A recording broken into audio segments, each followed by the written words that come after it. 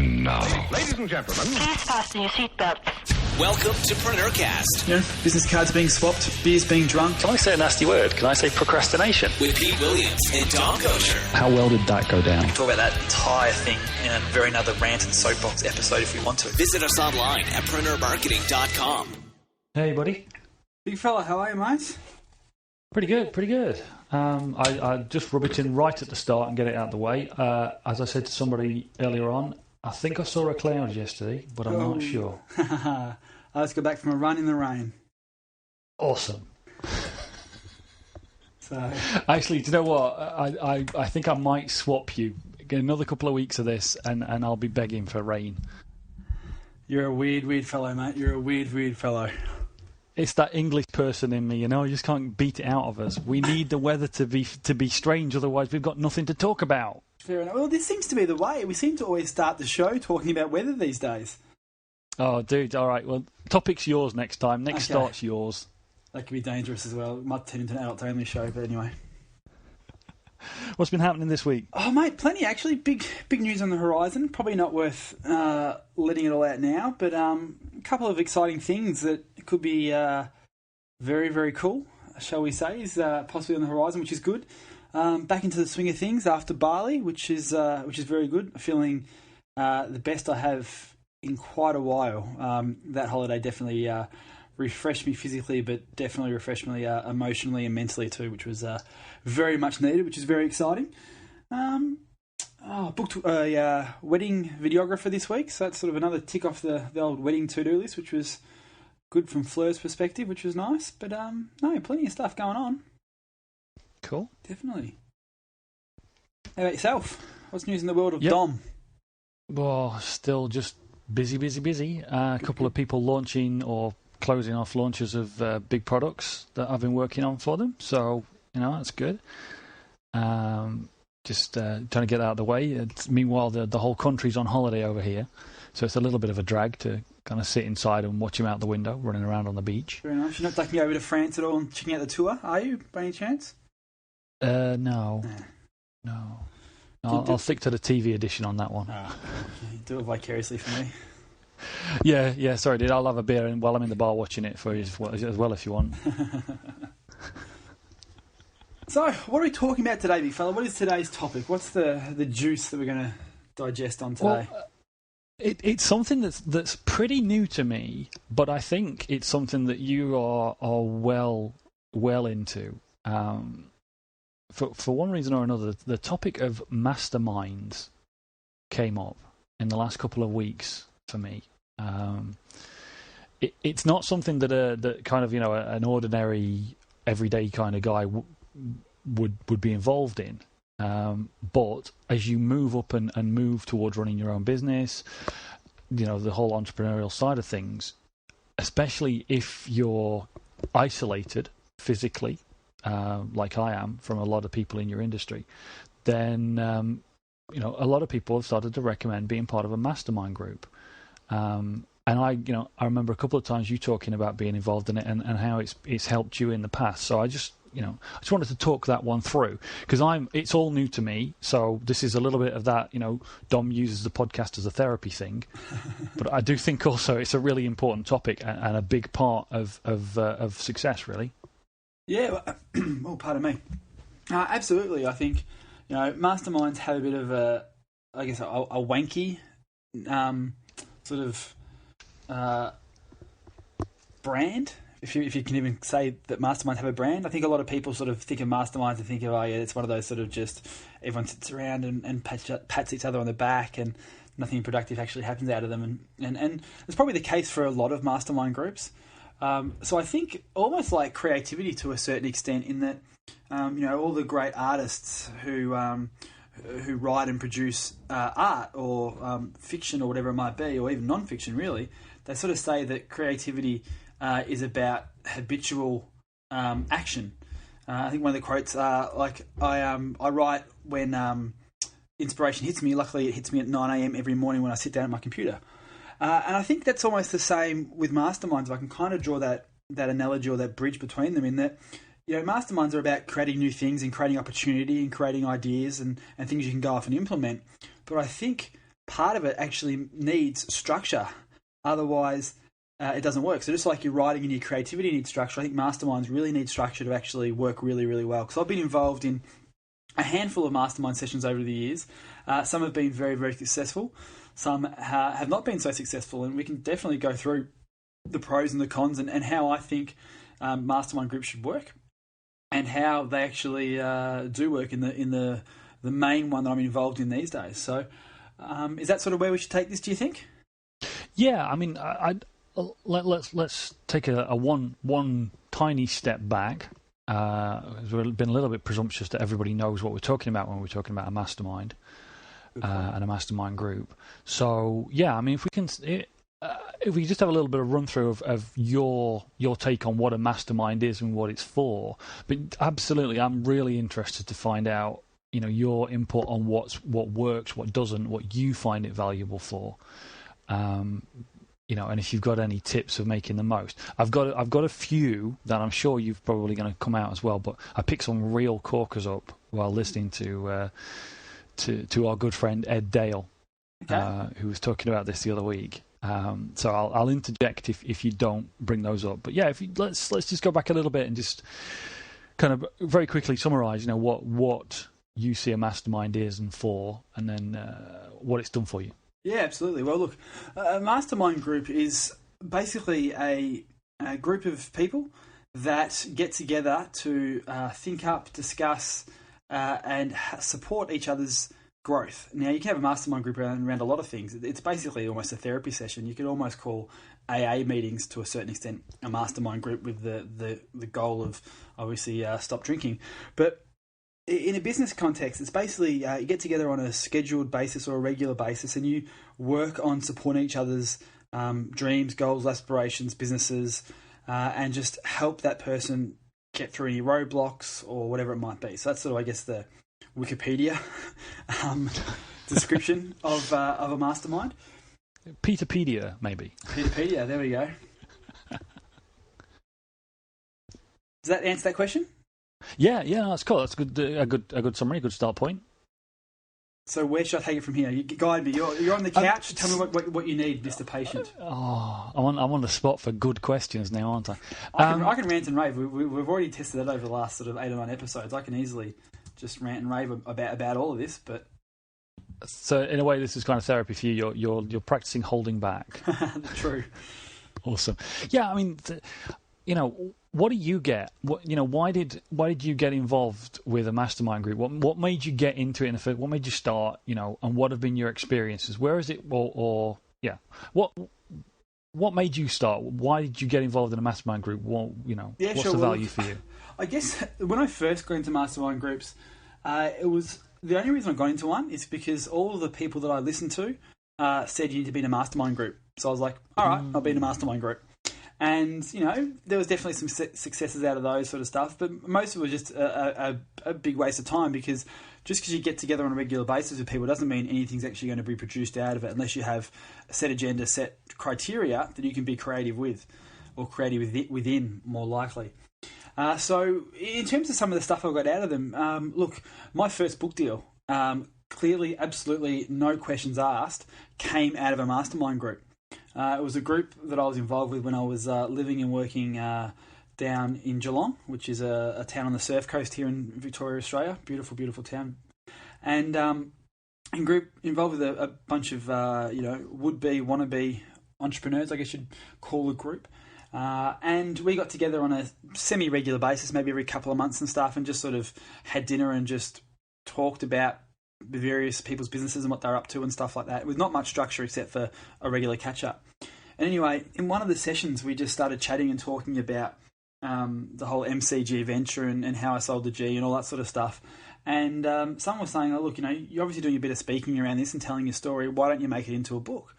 And I started thinking, yeah, you know, that'd be pretty cool. You know, I could easily make a book out of it, talk about that venture, some other businesses I've done before and after that, main focal point, some of the lessons I learned along the way, all that sort of stuff you have in a business book. And so I went, all right, cool. Look, before next session, I'll go off and I'll write a business proposal, a book proposal. Actually, writing proposals could be a whole other thing, because really is a book should be a business proposal. rather than a book proposal, because it's all about the marketing of the book. It's not about the product, but it's a whole another session. So I went off and wrote this book proposal and came back the following week or following month or whenever the next session was. I can't remember. It was 7, 8 years ago now. And I passed around to each of the people and said, oh, look, here's the proposal. Love your feedback. Let me know your thoughts. Am I on the money? Am I completely off? Does the content of the book make sense? All that sort of stuff. And then about 10 days later, I got a phone call from the head editor at John Wiley & Sons in Australia, which is one of the biggest publishing houses going around. And she said, oh, look, I've got a copy of your book proposal. Let's catch up for coffee. So I was a little bit bemused about that. I was like, there's not many people who have had this book proposal. It clearly wasn't meant to be actually for public consumption. It was just about to get some feedback. And one of the guys who was actually in the Mastermind Group was in the IT space. And he had just recently done some IT work for a book printer. Now, off the back of this Mastermind Group, he went and called that book printer and said, I know someone who needs to write a book. I've got a copy of his book proposal. Who should I send it to? You print books. Who do you deal with? And how do we go about backwards engineering this? And the printer said to him, look, send it over to me and I'll pass it on to some of the publishers that I work with.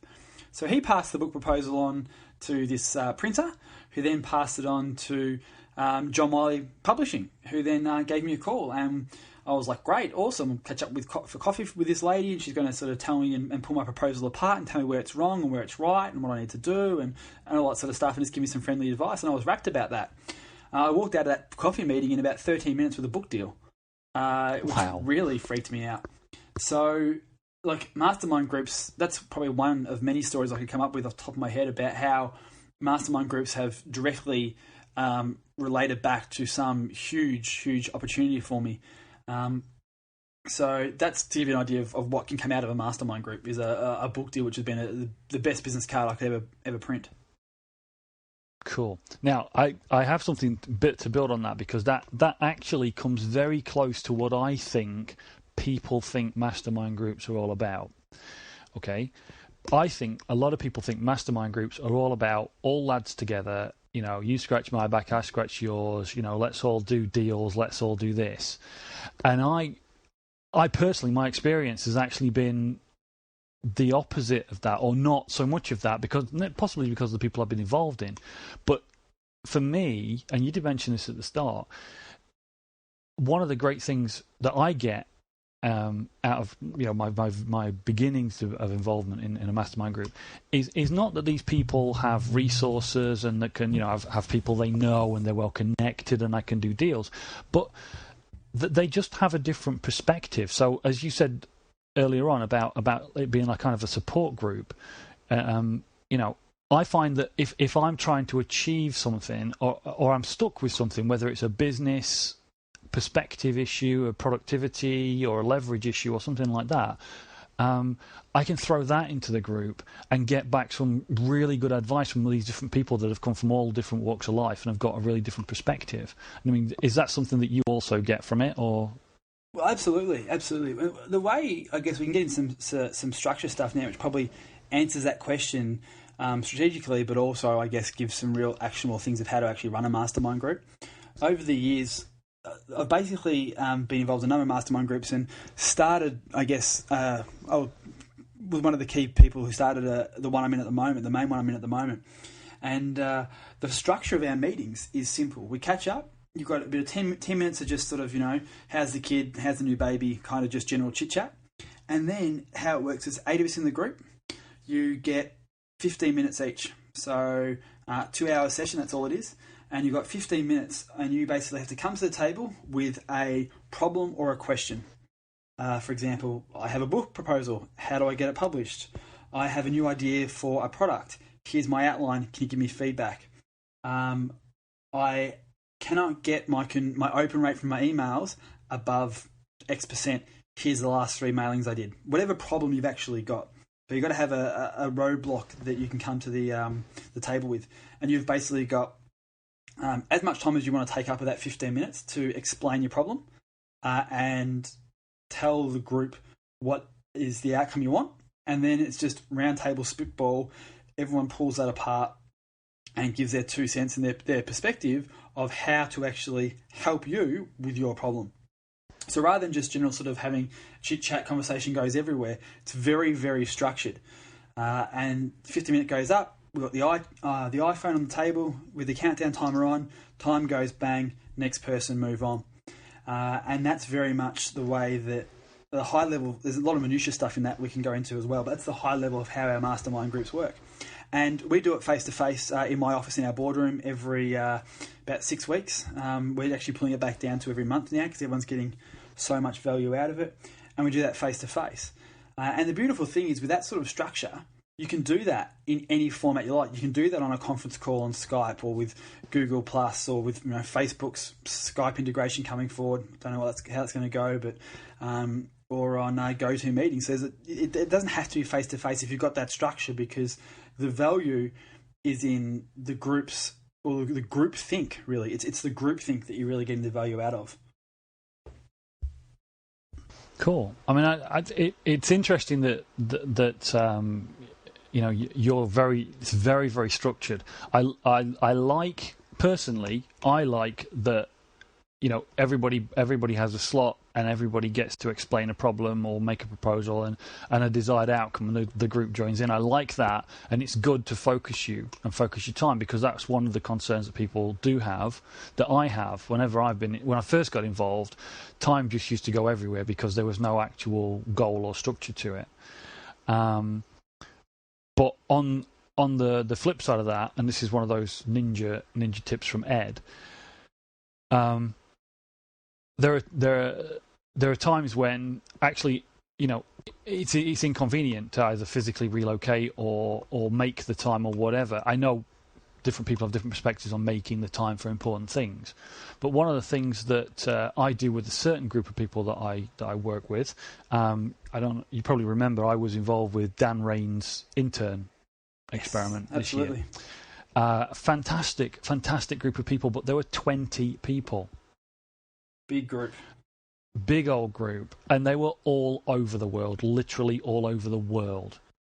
And there was no way. I mean, we never had more than one call where everybody was on the call. It just was a logistical nightmare. And what Dan did was set up a Google group, which is just like an old-fashioned mailing list. Remember those? No, we use that for our group. Like we're all Melbourne-based in this one, and we still have a Google group. Absolutely. Yeah. And the great thing about that, I mean, I've done it 3 or 4 times this morning. The great thing about that, I have a thought, I have something I want to talk about, or anybody in the group, and they throw it in. There's a little bit of a problem with the discipline on titling the emails, and some of them do go off tangents. But, you throw it into this list, and 20 people see it, and they can all input, and you have this list, this archive of everybody's responses. Absolutely. And they can take the time whenever they've got the time. The guys in Australia are just going to bed, but the guys in America are just waking up, and everybody can over the space of 24 hours, you can get some fantastic feedback without ever having to actually, involve yourself in a lengthy phone call. Let me ask you a question about that, though. Yeah, go ahead. How has, obviously, because the internship has fundamentally come and gone, is that correct? Yes. How has it gone when you have actually structure and it's just basically an email list? Let's be honest about it. I'm going to be pretty brutal. That's not really like the way you described it so far. That's an email list. It's not, to me, a mastermind group. How has that been? Have you found that people are just some people are just dropping off and being not responsive? I mean, using me and my example of the intern group, I agree, it's not a mastermind group. It's not formal. It's not structured. I gave up a long time ago asking people to put the correct subject in the email title. You're so anal, dude. You are so anal. But no, answer my question, though. Has it dropped off? Yeah, I'm going to answer your question. Yeah, you have people that answer, people that don't answer. But that group was to facilitate the informal communication. There's a formal system of communication that Dan set up to manage the projects and the actual work that we were set. That's a different matter completely.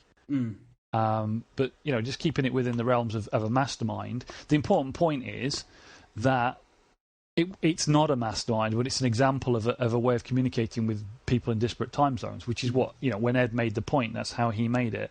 But if it's going to work as a mastermind, I come back to your point, which is, it being structured, it being formal, there being a way to put things across and a way to get the feedback is important.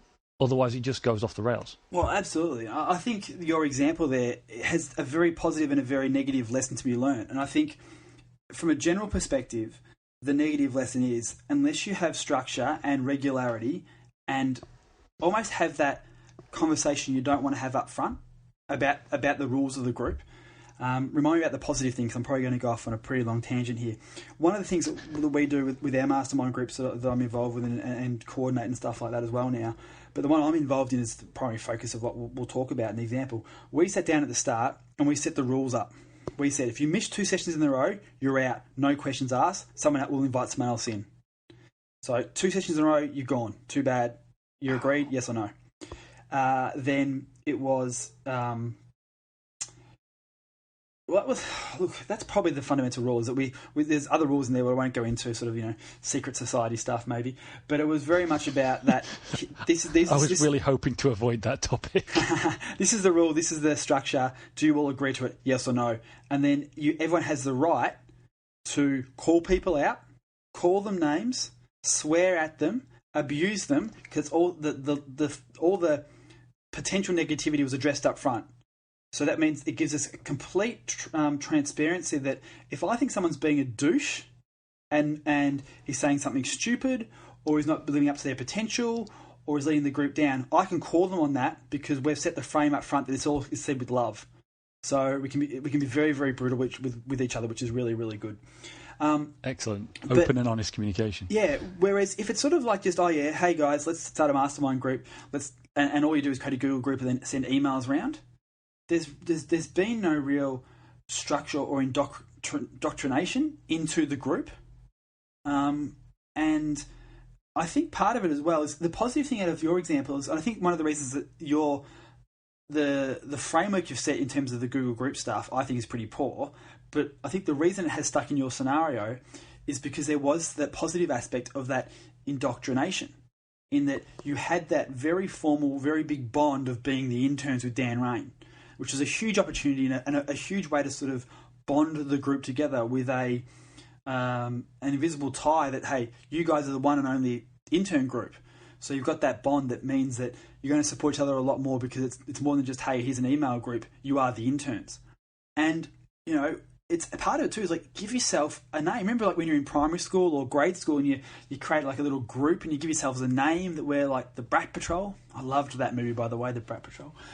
But you think about a lot of books and stuff when you read books and stories about different groups, the Famous Four and all that sort of stuff, is they had names. And you have a name. You are the interns. And we have a name. And we've given ourselves a name, and it's just part of that building what is the culture of the mastermind group. And I think the more you can do in terms of build your own language and name and set rules like a club does, it's going to make that mastermind group work a lot more because the people are going to be a lot more invested in it. Does that make sense? It does. I mean, it's a little bit further than I'd thought it through, but certainly my experience with that mailing list with those people has been both incredibly positive and it has its negative sides as well. Coming back to the naming thing, though, I've been wanting to say to you for ages. I know that you're starting to build a little enclave down there of like-minded people. Well, not half, but a quarter of that mastermind group is now actually situated in my office. I've actually moved in and taken up some office space. So we're actually basically trying to not only indoctrinate them into the mastermind group, indoctrinate them into actually my building permanently. But and this has been in the back of my mind for a couple of weeks because you have obviously Silicon Valley in America, and it's seen as one of the entrepreneurial areas. And there's an area of London now that they're starting to call Silicon Roundabout because it's where all the startups are going. And the best I could come up with for you at the moment is Silicon Barbie Pit. Barbie Pit?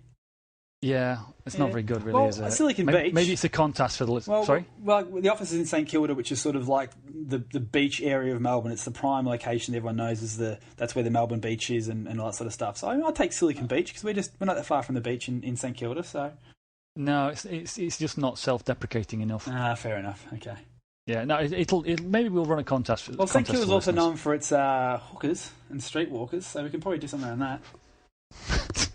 It is. Yeah, there's some stories. Okay, we should do a Merlin Man Dan Benjamin style back to work after hours episode, and I can tell you some stories about some crazy shenanigans that have happened in our car park. But that's a deal. We'll do that. Yeah. But back on topic quickly as we run away from the hookers. God. Well, I've just listed this podcast as clean. And I have some stories about that as well. Yeah, as far as a true mastermind from a business development point of view goes, my simplistic version of what you've just put across is if you don't take it seriously, you're not taking your business seriously. If you're in it to improve your business and to improve yourself, whatever, you and the group have to take that topic seriously. So I agree completely. I don't necessarily agree with the rigidity, the level of detail of which that you put in. But yeah, I mean, making sure people contribute, making sure people do take it seriously, I think is really important. And the other thing, and here's one, maybe you'll be able to comment on this. The other thing I got from Ed's little mastermind tips was he said this obviously in a self-deprecating way, but he said he always tries to be the dumbest guy in the group. Absolutely.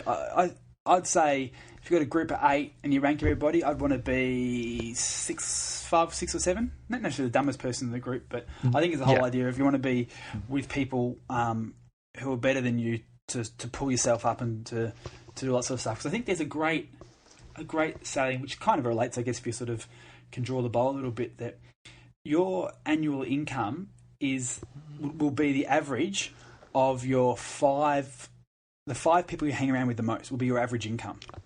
Yeah, that's exactly what I was just thinking. Yeah, and so the whole idea of, I guess, behind Ed's theory, and definitely a great theory, is that if you can be in a mastermind group with people who are smarter than you, doing more than you, or financially better off than you, hope that the whole theory of that should drag you up to their level. Absolutely. I mean, from my point of view, I mean, one of the mistakes I made, that like the first group of people that I kind of worked with, kind of decided I was going to work together with and just share ideas with, I was openly invited into the group because of my technical background and my technical knowledge, and the other people in the group basically didn't have that background. It's not a hard differential, really. Very few people that I know have the same level of technical background that I have. But it turned out, from a business point of view, from a growth point of view, for myself, to be a massive mistake. We did some good work as a team of people. We bounced ideas and we got I got some good stuff, but it really didn't pull me up. Because these people were looking to me, they were almost looking upwards to me, because the group was more about producing something than about helping each other out and plussing each other's businesses. And that's something I'm definitely going to be on the lookout for in future. Because for me, the most important thing, if I was going to join a mastermind group, would be to improve my business skill and improve my business. So I would want to, similar to you, I'm not necessarily bothered about being the bottom of the pile, not from an ego point of view, but because part of what I would want to join for is also to be able to help other people. Yeah. Well, I think that's part of it. You really have to go into this, because if you're in a group of 8 people and you're doing the structure that we do, where you've got 15 minutes of your time and an hour and 45 minutes of other time, you have to go in there thinking you're going to give 7 times more than you're going to get.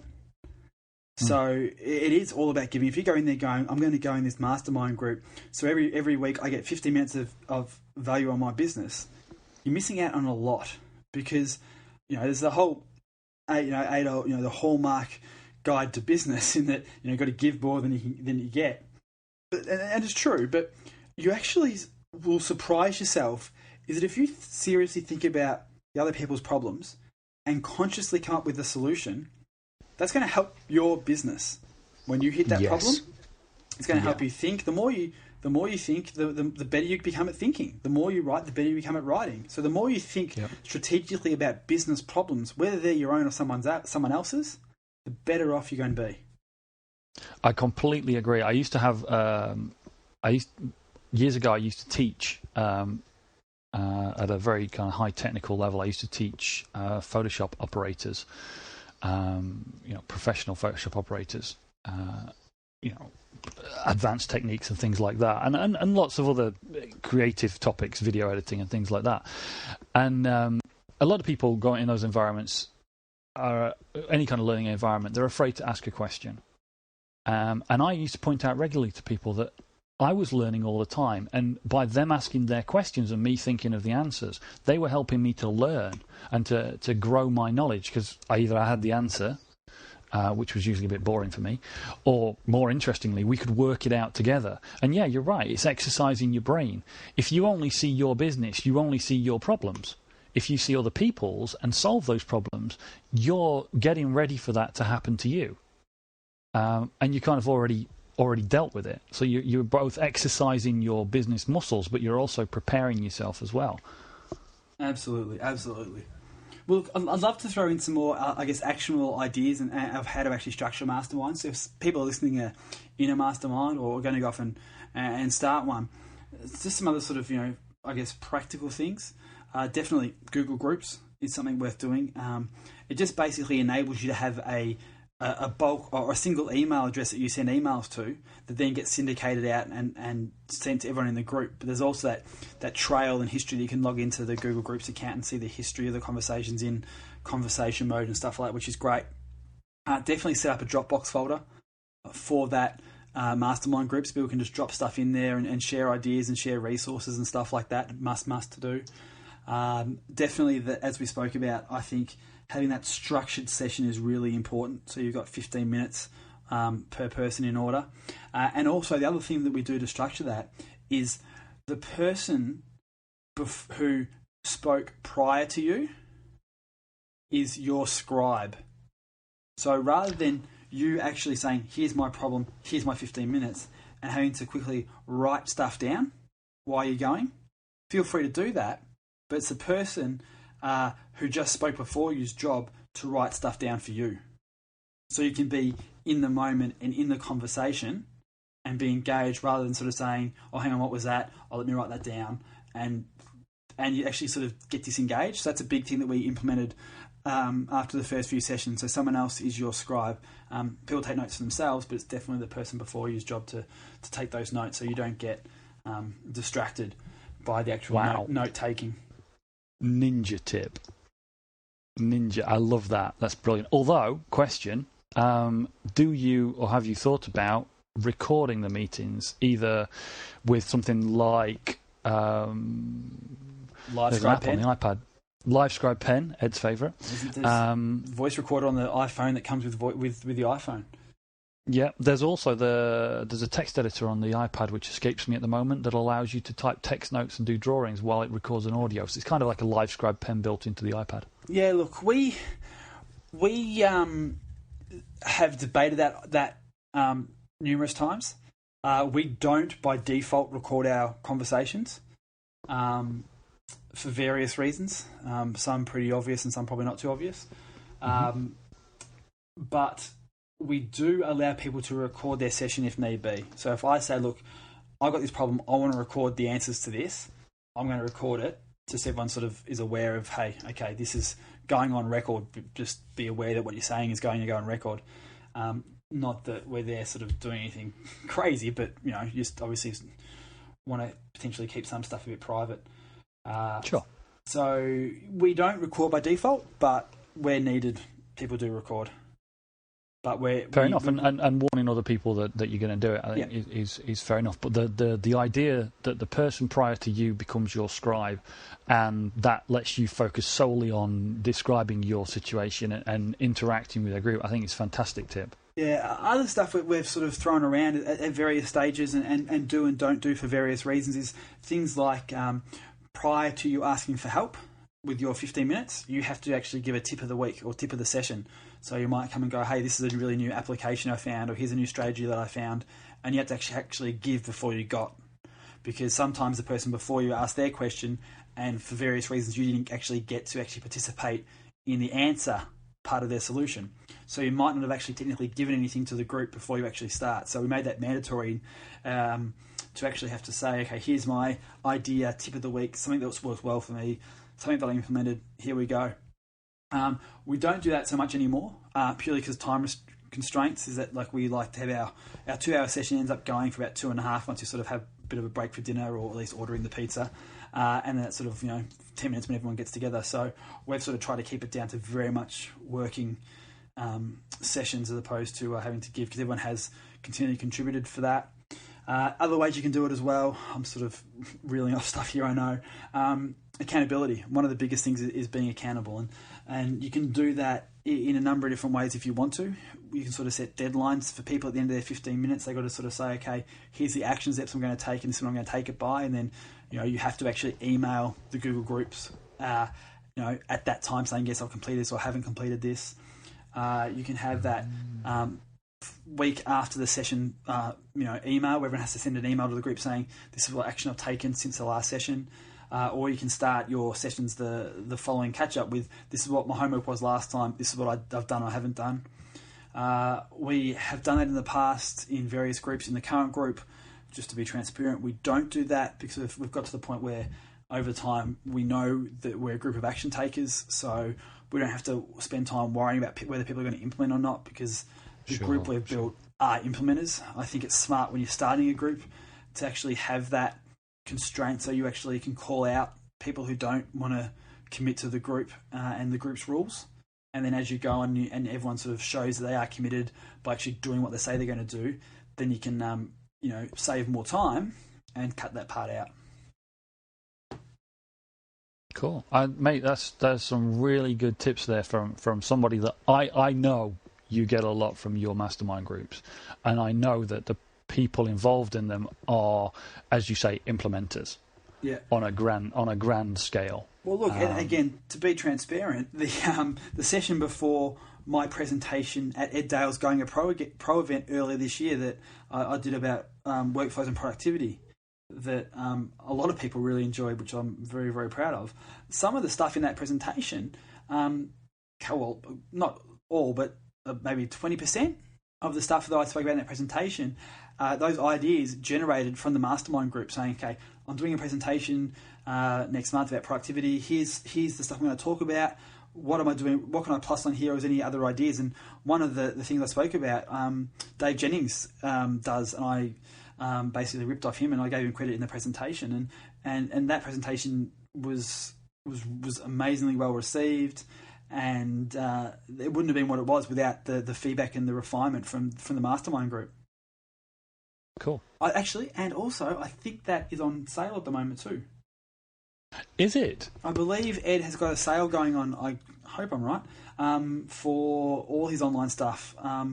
So we'll put a link in the show notes, or we'll do a preneurmarketing.com/Ed's videos.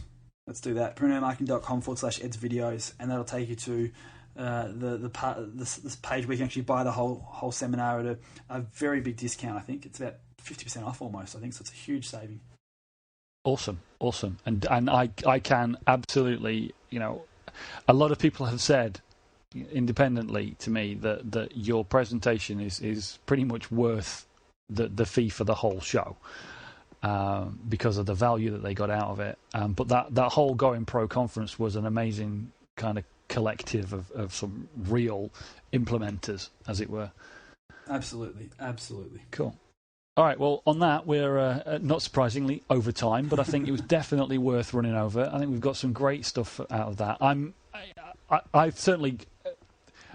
learned a lot. I've learned quite a lot about you, actually, and about the way that you work now. I've picked up some great tips for masterminds, and hopefully, it's helped some other people with that, because it is one of those things. Until you're in it, you don't know.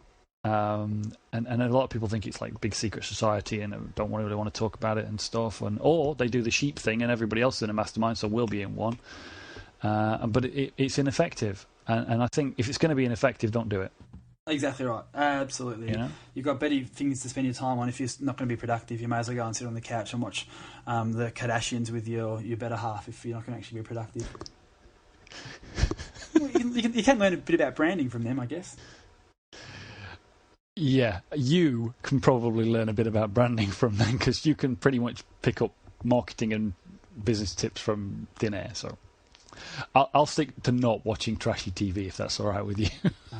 You can just enjoy the sunshine of Spain. Basically, yeah, I'll go down the beach. We may as well talk about this episode. We started with weather, so we may as well finish with weather. No, you've got to pick another topic. We're not finishing with the weather. Next week, next session, I'll come with an opening that's not about the weather. That was not really a closing one. So on that, a reminder, in the show notes we will have a link to the discounted, hopefully at the moment, Ed's discounted Going Pro conference. One other thing, folks, we would really, really appreciate it. Very few people do this because people subscribe through their iTunes tool, the iTunes software, download the podcast, listen to it. You know, you may have got the podcast from wherever. We'd really appreciate it if you went back to the iTunes store and popped a review. Absolutely. On the iTunes store. Yes. Okay. It's definitely not about making money for us. It's purely about stroking our egos, and the best way you can help stroke our egos is by giving a nice little review on iTunes, because that's the fuel that we need to be able to invest the time in this. Because we really enjoy doing it, but we only are going to continue to do it if you guys are getting enjoyment and feedback and all that sort of stuff out of it. So yes, definitely reviews and ratings and all that sort of stuff would be great. And even tips, if you've got tips for other listeners in terms of stuff about mastermind groups that have worked for you, chuck them on the iTunes store as a way for other people to sort of have a read through the reviews and get some ideas from you, the listeners, and what you've done. Yep, absolutely. And there are 5 stars on the iTunes rating. Don't want to bias you towards any particular number 5. But if you wanted to... Keep talking, dude. It's not subconscious if you don't stop talking. Sorry. Subliminal messages are definitely not my trick. You see, he's the man. But seriously, we really love some feedback about the show. We want to include things that you want to know about. At the moment, you know, it's us kind of driving this, but it's not about us. It's about helping folks out there. This is kind of one really big mastermind group with all our listeners. So join in, and we'll see you next week. Ciao. You've been enjoying another fine episode of PreneurCast with Pete Williams and Dom Goucher. Make sure to hang out with the boys online at www.PreneurMarketing.com or drop them a line via PreneurCast@PreneurGroup.com.